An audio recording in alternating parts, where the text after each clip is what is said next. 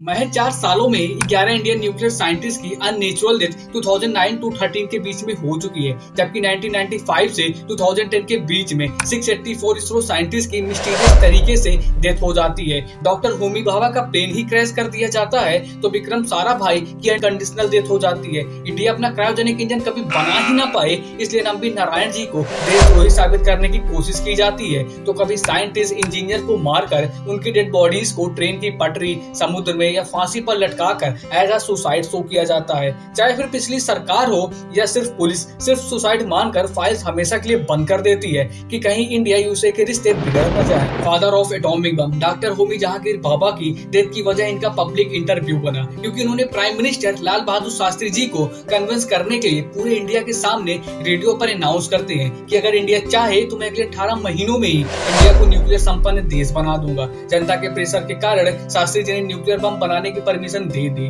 लेकिन परमिशन मिलने के 3 महीने बाद ऑन 24 जनवरी 1966 को बाबा जी की एक प्लेन क्रैश में डेथ हो जाती है।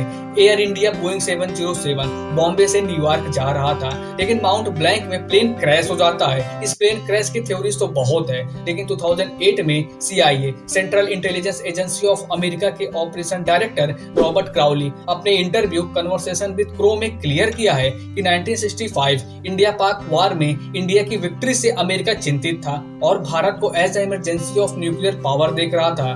तो इंडिया को न्यूक्लियर पावर बनने से रोकने के लिए बोइंग 707 के कार्गो पार्ट में बम रखा, जिससे प्लेन क्रैश से होमी भाभा को मारा जा सके। भाभा के डेथ के 13 दिन पहले ही प्राइम मिनिस्टर लाल बहादुर शास्त्री जी की ताशकंद में कंट्रोवर्शियल डेथ हो जाती है, जिसमें ना तो कोई जांच कमेटी बैठी और ना ही इंडिया ने भाभा के प्लेन क्रैश की जांच करवाई। ये वही भाभा थे जिन्होंने इंडिया को न्यूक्लियर बम बनाने से किसी भी देश से यूरेनियम न मिलने पर थोरियम से यूरेनियम निकालना सिखाया, क्योंकि India world largest thorium reserve country है, अप्रोक्सीमेटली 25% ऑफ द वर्ल्ड। तो नंबी नारायण जी को क्रायोजेनिक इंजन बनाने से रोकने के लिए CIA ने IB के साथ मिलकर 1994 में पाकिस्तान को कॉन्फिडेंशियल डाटा लीक करने के फॉल्स केसेस में फंसाकर नाम्बी जी को देशद्रोही बनाने की कोशिश करते हैं, लेकिन ऑनरेबल सुप्रीम कोर्ट नाम्बी जी को निर्दोष बताती है और 2 करोड़ का मुआवजा देने को कहती है। 30 दिसंबर 1971 the father of India's space programme Vikram Sarabhai की अननेचुरल डेथ वो एक होटल के रूम में होती है। कल साइंटिस्ट के साथ मीटिंग की और आज सडनली डेथ की न्यूज आ जाती है।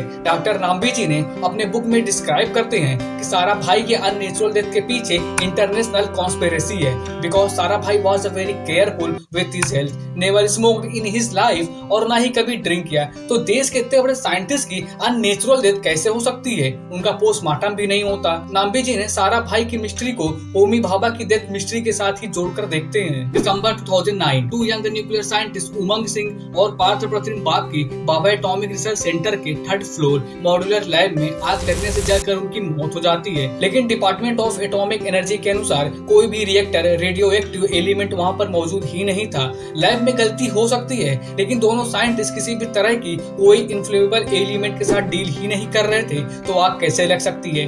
2010 सी ग्रुप के 2 न्यूक्लियर साइंटिस्ट रेसिडेंस पर अपने फांसी पर लटके हुए मिलते हैं, लेकिन पुलिस इसे सुसाइड केस बताती है। October 2011 India's indigenous nuclear power submarine the Arihant के 2 इंजीनियर के जोशी और अभी शिवम की dead bodies Pendurthi railway track पर मिलती है। आसपास के लोग इसे मर्डर बताते हैं, लेकिन फिर भी पुलिस इसे सुसाइड केस ही मानती है। लगातार इतने सारे साइंटिस्ट के अननेचुरल सर्कमस्टेंसेस में डेथ क्यों हो रही थी? क्यों पुलिस और सरकार इस पर एक्शन नहीं ले पा रहे थे? या शायद सरकार जानती थी इन सब के पीछे अमेरिकी इंटेलिजेंस का हाथ है, लेकिन भारत और अमेरिका के रिश्ते बिगड़ न जाएं, इसलिए शायद सरकार चुप थी। जैसे अमेरिका आज ईरान को देखता है, इसी तरह पहले भारत को भी देखता था कि साइकिल और बैलगाड़ी से चलने वाले और रॉकेट सैटेलाइट ले जाने वाले आज न्यूक्लियर बम बनाएंगे, लेकिन आज सिचुएशन टोटली अलग हो चुकी है। लेकिन हर समय CIA कॉन्स्पिरेसी नहीं होती है। इसरो साइंटिस्ट तपन मिश्रा को उनके ही कलीग्स ने उन्हें 3 बार पॉइजन देकर मारने की कोशिश की, जिससे तपन जी को रडार प्रोजेक्ट से हटाया जा सके।